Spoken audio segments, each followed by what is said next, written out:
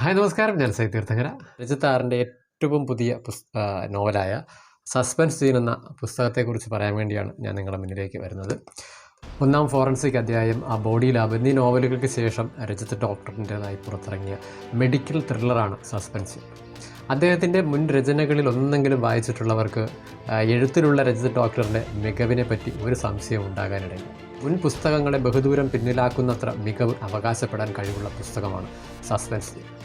ഓരോ മനുഷ്യരിലും സവിശേഷമായ ചില ജീനുകളുണ്ടത്രേ. മനുഷ്യ ശരീരങ്ങളിലുള്ള ആ ജീനുകളുടെ ഘടനയിലുണ്ടാകുന്ന വ്യതിയാനങ്ങൾക്കും പ്രത്യേകതകൾക്കും അനുസരിച്ച് ഓരോ മനുഷ്യനും വ്യത്യസ്ത കഴിവുകളും ശരീരാവസ്ഥകളും സ്വന്തം ഇഷ്ടങ്ങളും താല്പര്യങ്ങളും പോലും മാറി വരും.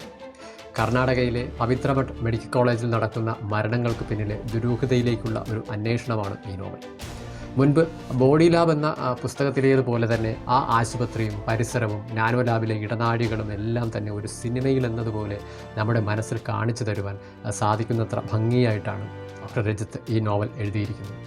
ഇതുപോലുള്ള ഒരു മെഡിക്കൽ പശ്ചാത്തലത്തിലുള്ള കഥയെ നല്ല അച്ചടക്കത്തോടെ, വായനാസുഖം നഷ്ടപ്പെടാതെ, ഒട്ടും തന്നെ ബോറടിപ്പിക്കാതെ, എന്നാൽ വിശദാംശങ്ങൾ സാധാരണക്കാരന് പോലും മനസ്സിലാക്കാൻ കഴിയും വിധം വിവരിച്ചുകൊണ്ട് എഴുതി തീർക്കുക എന്നത് തീർച്ചയായും അഭിനന്ദനാർഹമാണ്.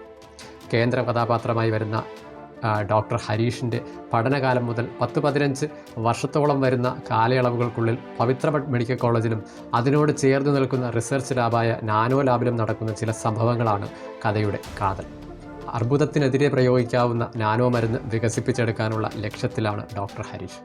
ഒരു രാത്രിയിൽ എന്തോ ശബ്ദം കേട്ട് പുറത്തിറങ്ങുന്ന ഹരീഷ് ആശുപത്രിയിലെ ഒരു ഇരുട്ടുമുറിയിൽ പ്ലാസ്റ്റിക് കവറിൽ പൊതിഞ്ഞ തിളങ്ങുന്ന ശവശരീരം കണ്ട് ഭയക്കുന്നു. എന്നാൽ അതൊരു മായക്കാഴ്ചയാണോ എന്ന് ഉറപ്പിക്കാൻ കഴിയാതെ ഹരീഷ് വിഷമിക്കുന്നു. പതിയെ ആ സംഭവം മറക്കുന്നു. എന്നാൽ ഒന്നിന് പിറകെ ഒന്നായി അസ്വാഭാവികവും ദുരൂഹവുമായ സംഭവങ്ങൾ നടക്കാനിരിക്കുന്നതേ ഉണ്ടായിരുന്നുള്ളൂ. ജീവൻ രക്ഷിക്കാനുള്ള മരുന്നിനായി വർഷങ്ങളോളം പരീക്ഷണങ്ങൾ നടത്തുന്നത് പലപ്പോഴും വലിയ വാർത്തയാകാറുണ്ട്. എന്നാൽ മരുന്ന് പരീക്ഷണങ്ങൾ പരാജയമാകുന്നതിൻ്റെ അനന്തര ഫലമുണ്ടാക്കുന്ന ഉപയോഗശൂന്യമായതെന്ന് കരുതുന്ന പല ബൈ പ്രോഡക്റ്റുകളുടെയും മാരകശേഷി നാം അറിയാതെ പോകുന്നു. അപ്പോൾ അവ അനർഹമായ കൈകളിലെത്തിയാലും ദുരൂഹമായ അനുഭവങ്ങളും മരണങ്ങളും അവിടെ തുടർക്കഥയാകുമ്പോൾ ആ ദുരൂഹതയുടെ ചുരുളഴിക്കാൻ ഇൻസ്പെക്ടർ ശേഖറിനൊപ്പം ഡോക്ടർ ഹരീഷും കൈകോർക്കും. ഏത് നിമിഷവും നമുക്ക് പ്രിയപ്പെട്ടവരെ വേർപിരിയേണ്ടി വന്നേക്കാം. ഇതൊന്നും നമ്മുടെ കയ്യിൽ. എന്നാൽ അവസാന ശ്വാസം വരെ അവർക്ക് വേണ്ടി കഴിയുന്നതെല്ലാം ചെയ്യുമ്പോഴാണ് ബന്ധങ്ങൾക്ക് പൂർണ്ണതയുണ്ടാകുന്നത്.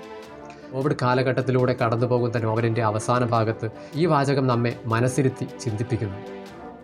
ആ കാലഘട്ടത്തിലെ ഡോക്ടർമാരുടെയും സന്നദ്ധ പ്രവർത്തകരുടെയും ബുദ്ധിമുട്ടുകൾ, അവരുടെ ആത്മാർത്ഥതയും പരിശ്രമങ്ങളും എല്ലാം ഒരിക്കൽ കൂടി ഓർമ്മപ്പെടുത്തുവാൻ എഴുത്തുകാരന് സാധിച്ചിട്ടുണ്ട് ഈ നോവലിലൂടെ. ത്രില്ലർ പ്രേമികളായ വായനക്കാർക്ക് ഒരു സംശയവും കൂടാതെ വായിക്കാൻ തിരഞ്ഞെടുക്കാവുന്ന നല്ലൊരു നോവലാണ് സസ്പെൻസ്.